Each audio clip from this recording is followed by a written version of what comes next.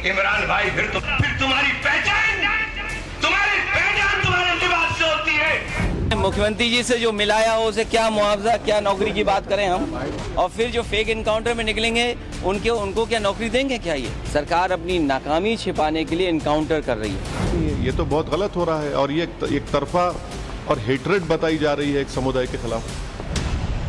क्या हत्यारे का कोई धर्म होता है? क्या दंगाई की कोई जाति होती है? आप कहेंगे नहीं।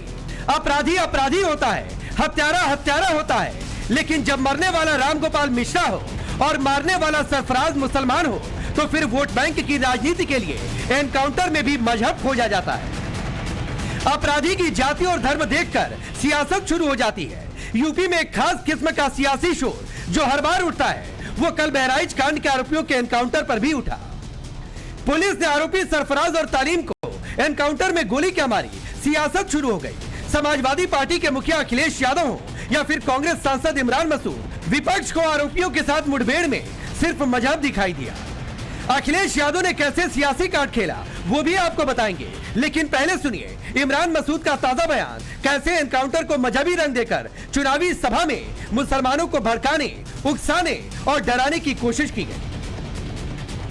बहराइच के अंदर किसी सैयद साहब की या किसी जो पसमंदा की बात करते हैं, किसी पसमंदा साहब की सिर्फ इसलिए जान बच गई हो कि आप अगड़े हैं या आप पिछड़े। अरे जब तुम्हारे पिटने का नंबर आता है तो ना कोई कुंवर रहता ना मसूद रहता है, फिर तुम रहते हो फुरकान भाई, सुल्तान भाई, इमरान भाई। फिर तुम्हारा नाम आगे और पीछे नहीं देखा जाता।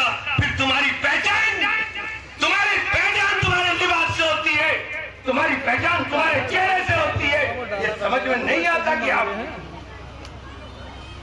आज आपको समझना पड़ेगा।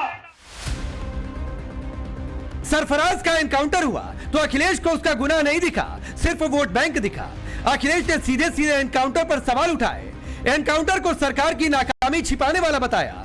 और तो और अखिलेश यादव रामगोपाल मिश्रा को मारने वाले आरोपी सरफराज और तालीम के बचाव में उतर गए। रामगोपाल मिश्रा को मुआवजे और नौकरी की बात को तंज करके टाल दिया, जबकि आरोपियों को नौकरी देने की मांग कर डाली। सरकार अपनी नाकामी छिपाने के लिए इनकाउंटर कर रही है। इनकाउंटर नई परिभाषा में हाफ इनकाउंटर, और फिर ये इनकाउंटर हाफ इनकाउंटर ये डराने के लिए हैं। आप मुझसे ना नाम बताते ना कुछ बताते तब भी मैं कह सकता था कि इनकाउंटर किसका किया इन्होंने। मुख्यमंत्री जी से जो मिलाया हो उसे क्या मुआवजा क्या नौकरी की बात करें हम। अच्छा बताइए, मुख्यमंत्री जी के साथ जो 2 घंटे वक्त गुजारा हो उन्हें तो सरकारी नौकरी देनी चाहिए, और फिर जो फेक इनकाउंटर में निकलेंगे उनको क्या नौकरी देंगे? क्या ये अखिलेश यादव जी किस प्रकार से कहते हैं कि रामगोपाल मिश्र के परिवार को नौकरी या मुआवजे के लिए वो मांग नहीं करेंगे, ये दिखाता है कि कितनी असंवेदनशीलता और किस प्रकार की मानसिकता है। जब रामगोपाल मिश्र को 25 से 30 छर्रे लगे उस दिन एसटी हसन समाजवादी पार्टी के नेताओं ने जस्टिफाई करते हुए कहा कि अरे झंडा निकालोगे तो ऐसी प्रतिक्रिया होगी, डीजे म्यूजिक प्ले करोगे तो ऐसी प्रतिक्रिया होगी। इस प्रकार के कुतर्क समाजवादी पार्टी के लोग देने लगे। ये दिखाता है कि उनके मन में केवल दंगाइयों को सुरक्षा कवच देना है, परंतु जो पीड़ित है उनके लिए कोई बात नहीं उठाएंगे, क्योंकि पीड़ित हिंदू पक्ष से हैं और दंगाई जो है वो वोट बैंक से है। 13 अक्टूबर को रामगोपाल मिश्रा का बेरहमी से कत्ल कर दिया गया। मरने वाला ब्राह्मण था, तब इन सियासतदानों की आवाज तक नहीं निकली, मानो बहराइच में कुछ हुआ ही नहीं। लेकिन जब बर्बरता का हिसाब लिया जाने लगा तो अखिलेश यादव और इमरान मसूद जैसे विपक्षी नेताओं का दर्द क्यों छलकने लगा? विपक्षी नेता क्यों विलाप करने लगे? क्योंकि आरोपी खास समुदाय से है। क्या दर्द छलकने की असली वजह वोट बैंक है? क्योंकि रामगोपाल मिश्रा का कत्ल हुआ वो अखिलेश के पीडीओ वाले फॉर्मूले में फिट नहीं बैठते तो चुप्पी साध ली, और जब सरफराज का एनकाउंटर हुआ तो वो पीडीए यानी पिछड़ा दलित अल्पसंख्यक मुसलमान वाले फॉर्मूले में फिट हो गया तो सियासत शुरू हो गई। इतना ही नहीं, इससे पहले जब मंगेश यादव का एनकाउंटर हुआ तब भी अखिलेश ने सवाल उठाए। मंगेश यादव था तो जाति कार्ड खेला, और जब पुलिस ने सुल्तानपुर लूटकांड के दूसरे आरोपी अनुजपाल सिंह को एनकाउंटर में मार गिराया तो अखिलेश ने उस एनकाउंटर को बैलेंस करने वाला एनकाउंटर बताकर नई सियासत शुरू कर दी। याद कीजिए, उससे पहले दुनिया में कहीं ऐसा होता हो कि जब पहले इनकाउंटर पे सवाल उठाओ मंगेश पर, तो सरकार कहती है क्योंकि हमें बैलेंस करना है तो उसमें क्षत्रिय को भी मार दिया। आरोपी मुसलमान है तो वैसी की पार्टी भी चुप कहां बैठती। ओवैसी भाईजान ने भी एनकाउंटर पर सवाल उठाए। ओवैसी कह रहे हैं एक समुदाय के खिलाफ नफरत फैलाई जा रही है।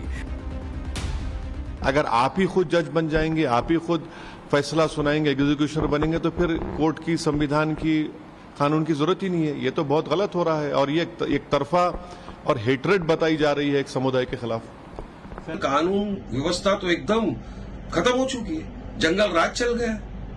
जहां पर पुलिस की हिरासत में अतीक अहमद सेफ नहीं, उनको गोली मार के चले जाते हैं, तो किस दिशा में ले जाएंगे? तो हम तो यही सवाल करेंगे कि ये सब चीज जो एनकाउंटर वगैरह ये नहीं होना चाहिए। सबको कायदे कानून का पालन करना चाहिए, वरना तो एक दिन आएगा कोर्ट कचहरी सब बंद कर दो, वकीलों को अपने घर पे भेज दो, जो भी पकड़ाया उसको पकड़ के लाइए, उठा के सीधा ठोक डालो, खत्म कर दो किस्से को वहीं पर।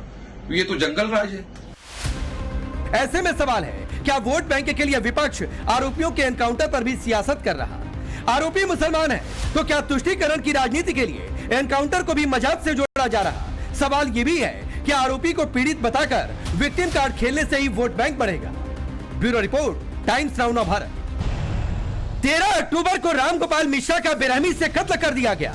मरने वाला ब्राह्मण था, तब इन सियासतदानों की आवाज तक नहीं निकली, मानो बहराइच में कुछ हुआ ही नहीं। लेकिन जब बर्बरता का हिसाब लिया जाने लगा तो अखिलेश यादव और इमरान मसूद जैसे विपक्षी नेताओं का दर्द क्यों छलकने लगा? विपक्षी नेता क्यों विलाप करने लगे? क्योंकि आरोपी खास समुदाय से है। क्या दर्द छलकने की असली वजह वोट बैंक है? क्योंकि राम गोपाल मिश्रा का कत्ल हुआ, वो अखिलेश के पीडीओ वाले फॉर्मूले में फिट नहीं बैठते तो चुप्पी साध ली।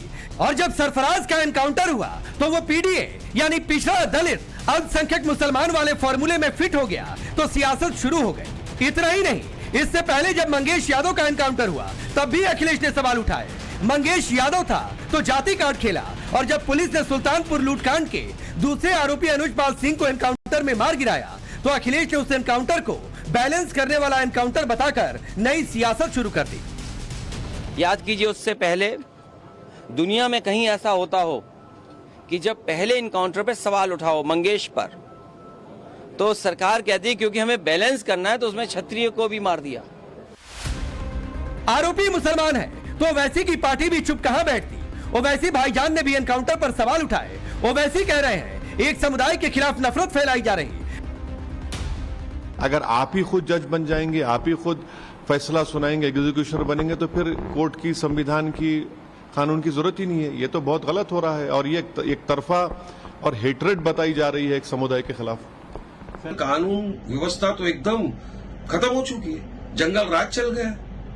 जहां पर पुलिस की हिरासत में अतीक अहमद सेफ नहीं, उनको गोली मार के चले जाते हैं, तो किस दिशा में ले जाएंगे? तो हम तो यही सवाल करेंगे कि ये सब चीज जो एनकाउंटर वगैरह ये नहीं होना चाहिए। सबको कायदे कानून का पालन करना चाहिए, वरना तो एक दिन आएगा कोर्ट कचहरी सब बंद कर दो, वकीलों को अपने घर पे भेज दो, जो भी पकड़ाया उसको पकड़ के लाइए, उठा के सीधा ठोक डालो, खत्म कर दो किस्से को वहीं पर।